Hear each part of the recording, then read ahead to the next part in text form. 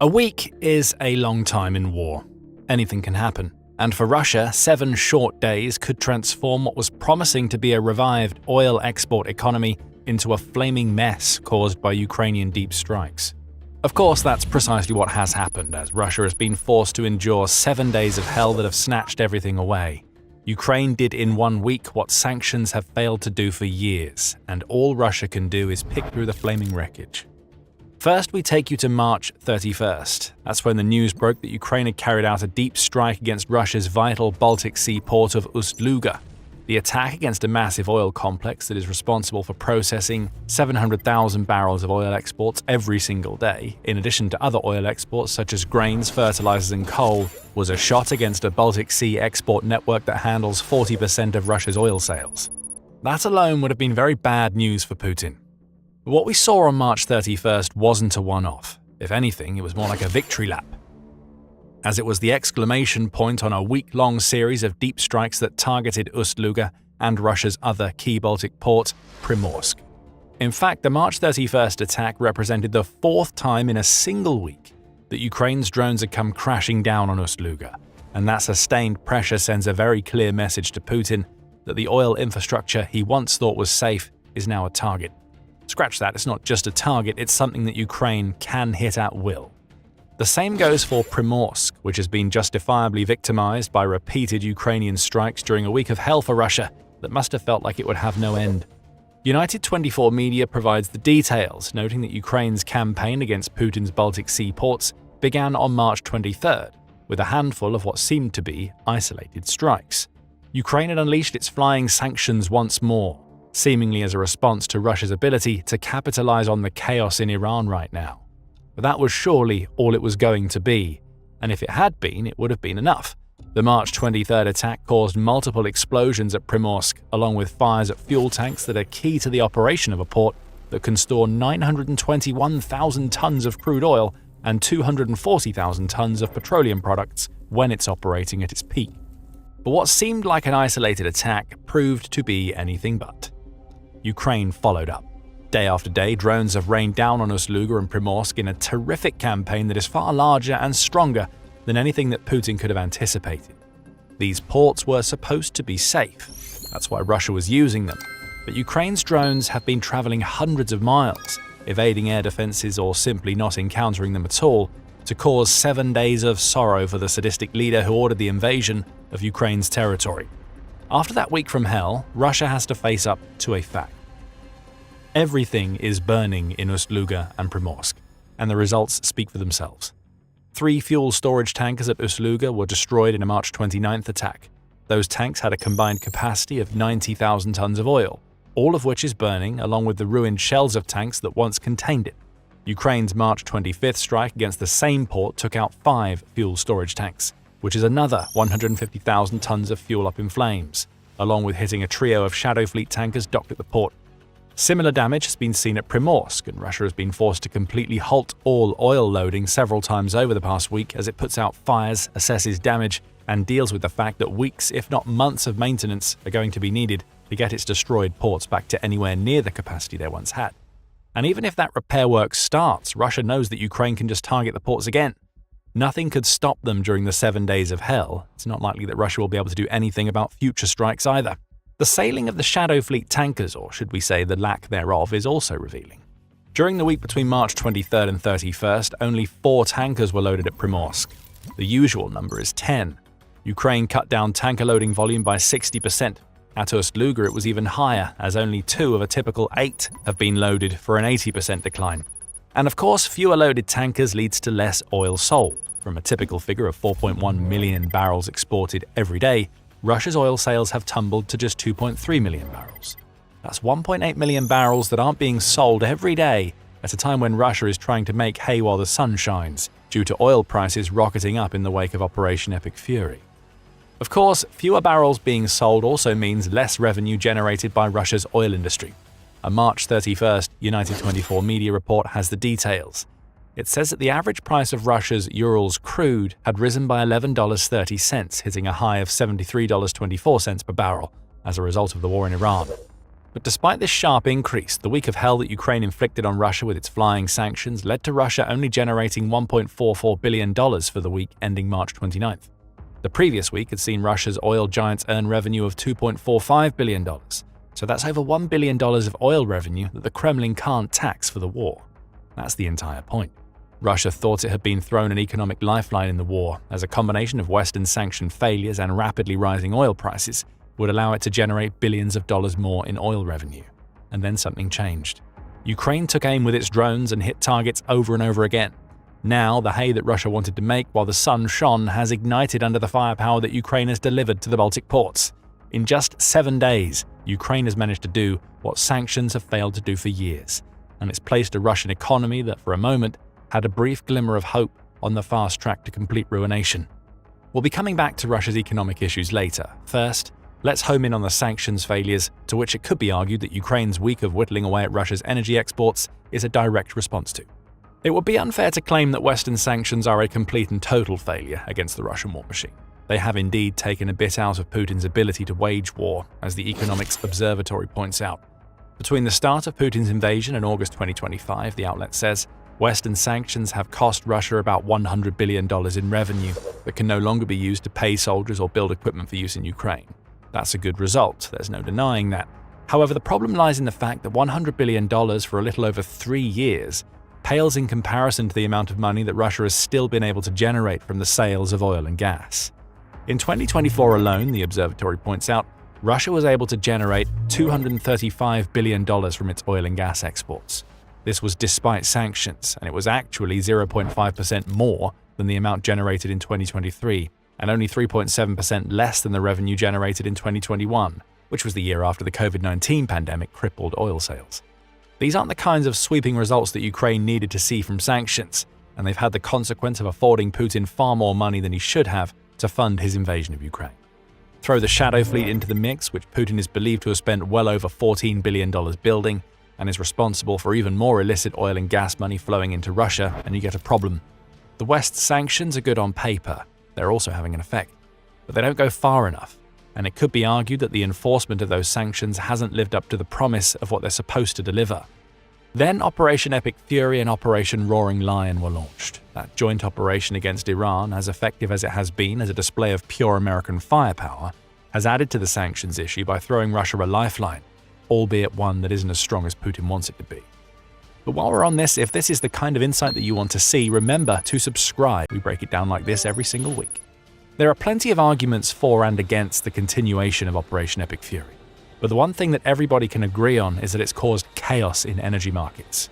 Iran's decision to blockade the Strait of Hormuz through the use of asymmetric tactics has directly influenced the rising oil prices we mentioned. And for the first few weeks of the conflict, Putin and his cronies were all smiles as the oil money started rolling in. In a March 12th report, The Guardian noted that Russia had managed to take in about €6 billion, or $6.93 billion, from fossil fuel sales during the first 2 weeks or so of the war in Iran. That represented a 14% surge over the same period in February, amounting to an extra €672 million, or about $776 million in oil, gas, and coal sales. That's all extra money that Russia wasn't supposed to make and that the Kremlin can tax to fund Putin's invasion. By the end of March, Business Insider was reporting that Russia's oil was selling at above global prices due to the supply shock caused by the Iran war. Russia's oil had gone from being traded at a $12 discount to selling for a $4 premium compared to North Sea dated oil, which is the exact opposite effect that sanctions and price caps are supposed to have. Speaking of sanctions, Putin has enjoyed another boon since the beginning of the Iran war. Toward the end of March, the US eased some of the sanctions that it had implemented against Russia. This isn't a blanket lifting of sanctions, and it's important to note that it's only temporary. But what it means is that certain Russian vessels that were once on America's sanction list, which includes oil container ships sailing under the Russian flag, have been given a general license to complete their oil unloading operations. The reprieve is only for cargo that was loaded before March 12th, RBC Ukraine reports, and it is valid until April 11th. But even with these restrictions, America's decision has been met with mixed feelings. On one hand, it's easy to see why the US made this choice, as it likely sees the temporary lifting of sanctions as a quick and easy, though by no means long-term, fix for the oil price shock caused by Operation Epic Fury. However, several Western leaders, including German Chancellor Friedrich Merz and French President Emmanuel Macron, have labeled the measure as unnecessary and, in Macron's case, in no way justified. Even a temporary reprieve for Russia could open the door for more sanctions relief in the future, especially if Operation Epic Fury evolves into a long-term campaign. Ukrainian President Volodymyr Zelensky joined the condemnation, stating during a meeting with Macron in France, "Lifting the sanctions will lead to a strengthening of Russia's position. This easing alone by the United States could provide Russia with about $10 billion for the war. That certainly does not help peace." Now, of course, everything that the US has done that helps Russia is temporary. The same could be said of the Strait of Hormuz blockade and the oil price chaos that it has helped to cause. US President Donald Trump himself stated on April 1st that the US is finishing the job in Iran, though it will take another 2 to 3 weeks to do so. We'll have to wait and see if that's true. If it is, then an end date to the chaos that has benefited Russia is in sight. But for Ukraine, any benefit at all to Russia is too much. Rather than letting Putin get away with generating more cash, both through poor implementation of past sanctions and everything that has happened during Operation Epic Fury, Ukraine took the second option. If traditional sanctions aren't helping as much as they should, then a week's worth of flying sanctions will do the job. And that brings us back to Ust-Luga, Primorsk, and Russia's entire Baltic Sea oil lifeline in general. Plus, there's one more thing that we've yet to cover, so stick with us until the end to find out what it is. Now, on the Baltic front, we've already shared plenty of numbers covering the immediate impact of the 7 days of hell. Let's now look at what Ukraine has achieved through a wider lens. According to the Atlantic Council, the 2 Baltic ports that Ukraine has been shattering for 7 days are responsible for 40% of all Russia's export capacity. That is an enormous number, and Ukraine's strikes against that capacity are causing plenty of concern in and outside of Russia. Oil and gas industry analyst Boris Aronstein has already labeled what we've just seen this week as the most serious threat to exports of Russian oil since Putin launched his invasion back in 2022. That threat can be built on. Ukraine has clearly established pathways to the Baltic ports, and Russia has now had more than a week to respond to them but hasn't. These strikes are also evidence, were any more of it needed, that Ukraine has built up its long-range strike capabilities to the point where it can hit a huge number of targets that are of critical importance to Russia.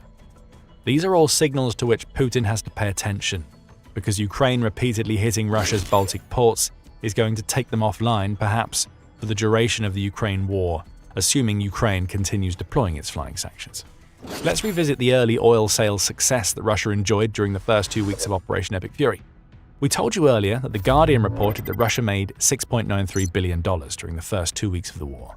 The Baltic ports haven't been shut down completely by Ukraine, but they're edging closer. If that happens, the $6.93 billion for 2 weeks drops to $4.158 billion, just by virtue of Russia losing 40% of its export capacity. Let's throw in the $235 billion figure we mentioned earlier, which was Russia's 2024 oil and gas revenue. That drops to $141 billion when 40% of Russia's export capacity is taken out of commission. The point we're making here is that Ukraine's flying sanctions have shown that the Russian economy can be impacted heavily in as little as 1 week. Imagine what Ukraine could achieve with a month of strikes or a year. The Baltic ports could be transformed into a hot zone that no tanker captain in their right mind would want to enter, and that could pull billions upon billions of dollars out of Putin's war purse. And it gets better for Ukraine. A moment ago, we told you that there is another thing that we've yet to cover in the video. That other thing is Siberia. If Putin thinks that what's happening in Russia's Baltic ports is a problem right now, he'll be furious when he figures out that Ukraine has been connecting the dots to create a campaign designed to cripple Russia's economy. United 24 Media has the details, as it points out that Ust-Luga and Primorsk are part of a Siberian oil supply chain that includes the Druzhba pipeline and a pair of refineries, Kirishi and Yaroslavl. Collectively, these facilities are responsible for 2.6 million of the 9 million barrels that Russia itself claims that it can produce every single day. That's almost a third of all Russia's oil exports focused on these 5 sites. Now, Ust-Luga and Primorsk are being hit so hard that they're forced to shut down. The Druzhba pipeline has been shut down since January, which is causing supply problems for Hungary, Slovakia, and the Czech Republic, and several other European countries. That's 3 of 5 dots connected. Another comes into play when you realize that the week of hell Ukraine inflicted on Russia also included a strike against the Kirishi and Yaroslavl refinery about midway through the week.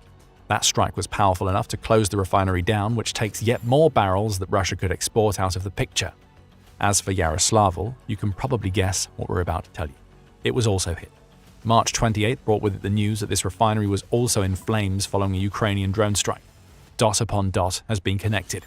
While Ust-Luga and Primorsk have been grabbing all of the headlines, and rightfully so, the specter behind those obvious problems for Russia is that Ukraine has been taking out the entire Siberian oil supply chain. Bit by bit, it has crumbled. This was coordinated and calculated to an extent that we haven't seen from Ukraine at any point during the war. The days of isolated strikes against Russia's oil facilities are over. Ukraine has upgraded its strategy again. Repeated strikes against key nodes in entire supply chains are now the order of the deep strike day, and that's the big problem for Putin. He's losing critical assets that prop up Russia's economy at a time when that economy is stagnating, and even pro-Kremlin experts are saying that it's being brought to its knees.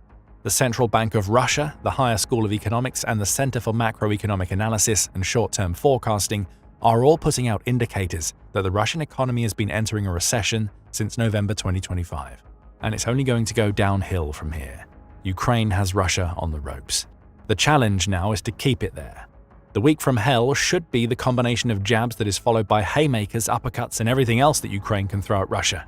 In other words, Ukraine's task is now to keep the Siberian supply chain offline. Temporary closures are one thing, and they showcase the effectiveness of Ukraine's flying sanctions. But if Ukraine keeps it up, Operation Epic Fury will end.